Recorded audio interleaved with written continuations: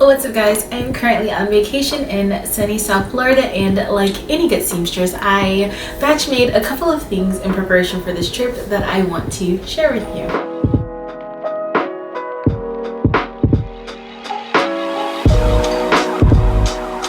So in getting ready for this trip, I knew that I wanted to batch make a couple of things, and it was very important to me that the things that I made were cohesive.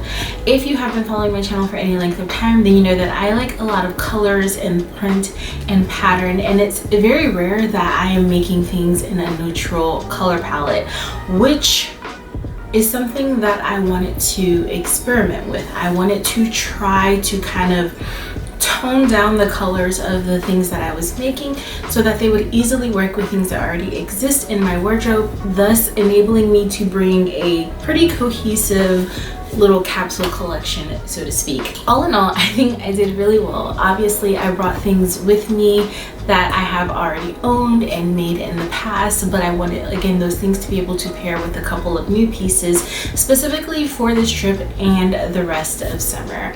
So the first thing that I made is this top. I have a video on my channel a couple videos back where I patterned this set and I sewed it. I think I patterned this top and I sewed the top, and then I showed you the shorts in the video. But this I'm calling my babe top, and it's just a really sweet and simple tie front top. It is made out of a viscose linen from Joann's Fabrics. It's a really simple piece to construct. It has a gathered sleeve, but the sleeve is not joined on the bottom, so it just kind of hangs away from the arm. A V-neck line and two ties, and it just falls open. It's about crop length, so it hits me at right about like my natural waist, not my high waist, but like my natural waist, just long enough for the pants to creep up above it, and those hit me at my high waist. For the pants, I didn't go with my traditional or my usual babe shorts that I paired with this top in that video, which I will have linked for you. Go ahead and check it out.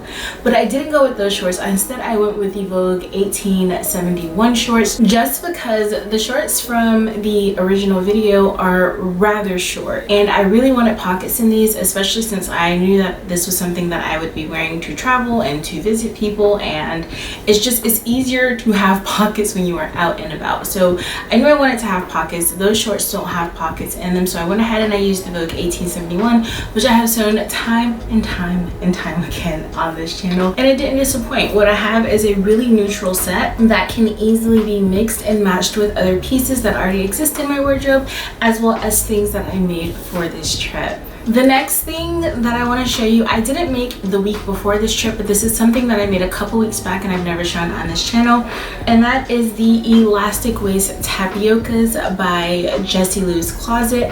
I actually had the pleasure of pattern testing this pattern for her, and it is just a dream. This is my first mock-up of the pattern, no modifications made, and it fits me so incredibly well. It's just such a beautiful pattern. It's so easy to construct, and it's so versatile and easy to wear.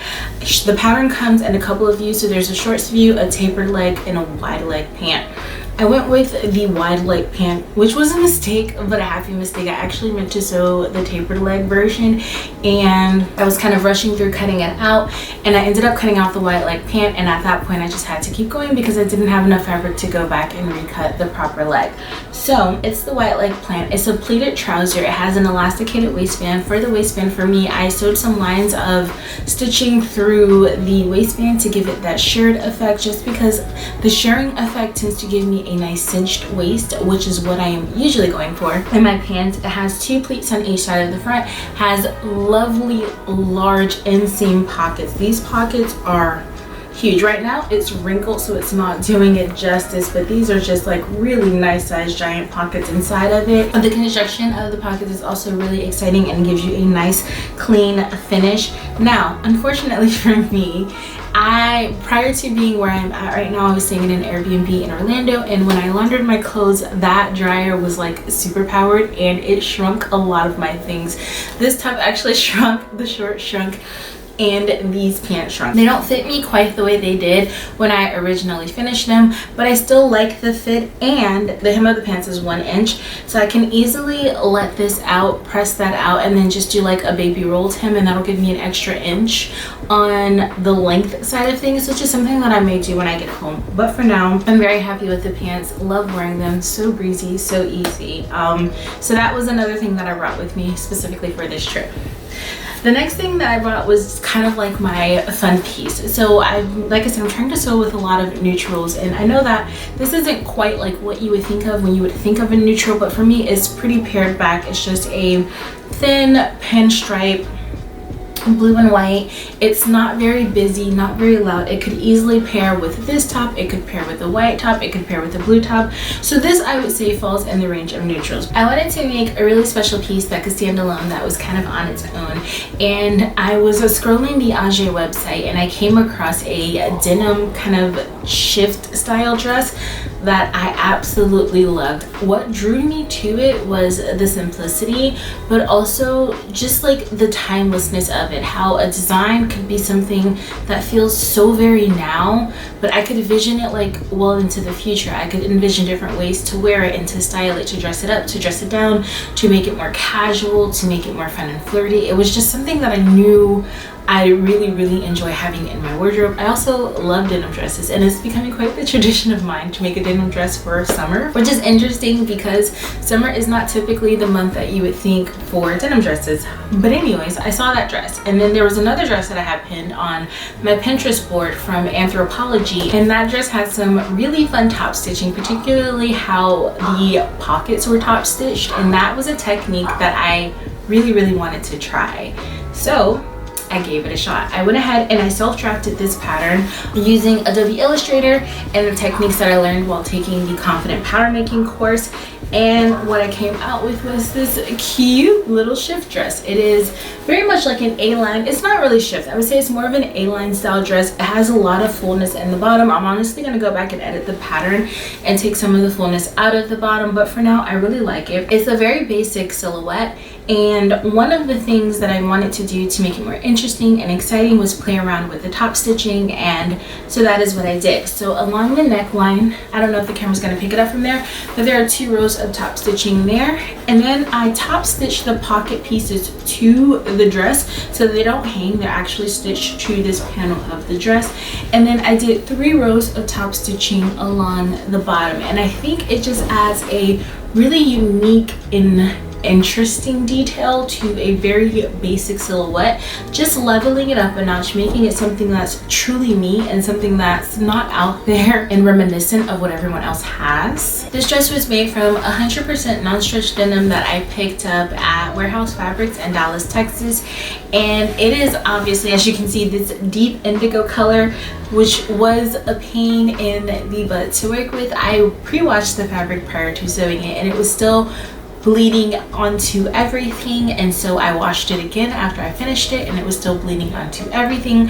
So I soaked it in a little bit of laundry detergent and some vinegar for about 5 to 6 hours, and that seemed to get most of that dye out to the point to where it's not rubbing off on everything. Like if I really were to like rub my hands on it like this, I would definitely still pick up some dye, but it's not rubbing off on the car seat and on my purses that I'm wearing with the dress and things of that nature. So the fabric is not like bleeding onto everything, which is nice. It's still, like I said, if you give it a good rub, some of it will come off on your fingers, but for the most part I've gotten most of that ink out. Just reminds me how much I don't like sewing with this fabric. Like I love the way it looks, but I hate fabrics that bleed, especially like very like heavily dyed fabrics. However, the vinegar wash also made the dress a lot softer. This fabric to begin with was a very stiff denim, and it just feels so much softer to wear in the way it hangs on the body, but it also shrunk. That seems to be the theme of this here little what I made haul is I'm shrinking everything. Okay, the next thing that I want to show you is Vogue 1871, but another view.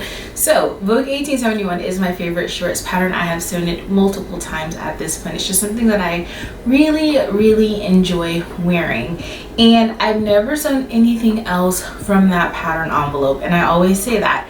However, I was recently pinning some images on Pinterest of things that I was inspired by and maybe silhouettes that I wanted to try. I've really been wanting to shake up my wardrobe a little bit. I kept coming across these like skirts and kind of tank tops, tube top situations.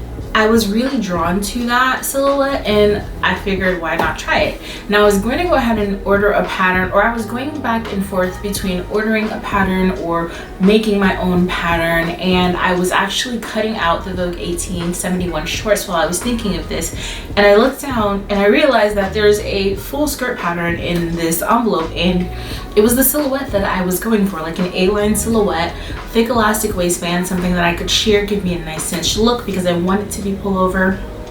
I don't want buttons, I don't want fastenings, I don't want any of those things. I'm okay with that. I like to dress the way that I dress, and so I went ahead and I cut it out. I was very excited about this because the skirt looked to be, based off of the line drawings, exactly what I wanted, and this is what I came out with. For this skirt, I used a fabric that I've had in my stash for quite some time.